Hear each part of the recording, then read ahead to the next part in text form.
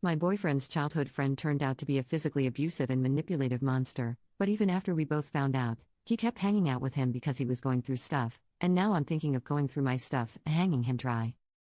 My boyfriend and I have this childhood friend we'll call Alan. They've been close since like middle school. Cool, whatever. Anyway, a month ago, Alan's girlfriend dumped him because he was cheating.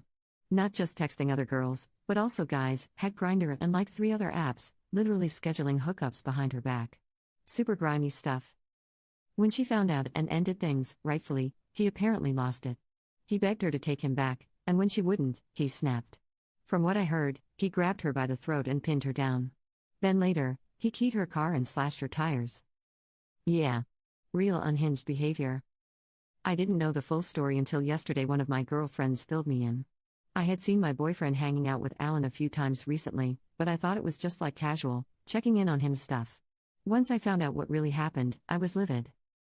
I called my boyfriend and told him straight up, what Alan did is seriously messed up, and I don't get why you're still hanging out with him.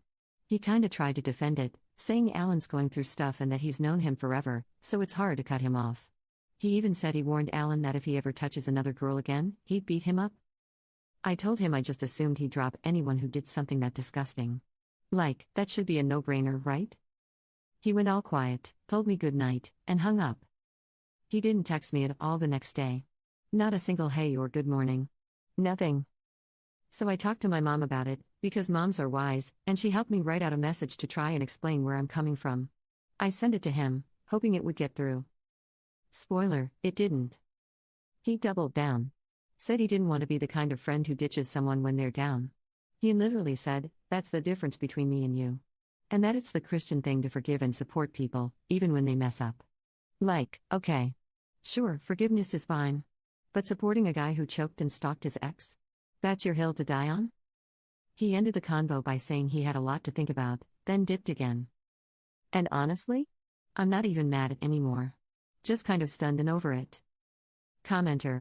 I don't think your boyfriend's views match yours, and I don't think you should stay in a relationship where he makes excuses for his male friend's abusive actions. When I was in my 20s, I was in the car with my ex, who was driving, and his friend in the back. Something happened, and my BF got mad at me and said, I should punch you for that. His mate leaned forward between the front seats in a heartbeat to tell him that if he ever said that again, he was going to get knocked out. That is a real man. Update. So. I gave him space. A few days went by. No calls, no texts, no I've been thinking message like I halfway expected. Just silence. And I don't know what I thought would happen. That he'd come to his senses? Realize this isn't just about being a loyal friend, but about basic decency? Respecting boundaries?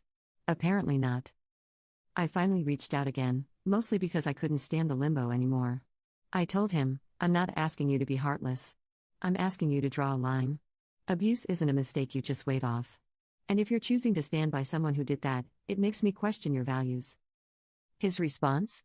A whole wall of text about how I don't understand male friendship, how he's trying to be a better influence for Alan, and how it's not his job to police his friends. He said I'm being too black and white and judgmental. And I just sat there staring at my screen. Like, how did we get here?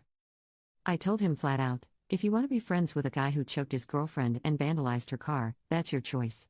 But it's also my choice not to be with someone who's okay with that. We haven't spoken since.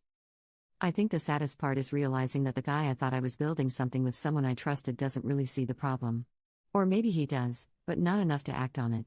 And that says a lot. So yeah. I'm heartbroken, but I'm not confused anymore.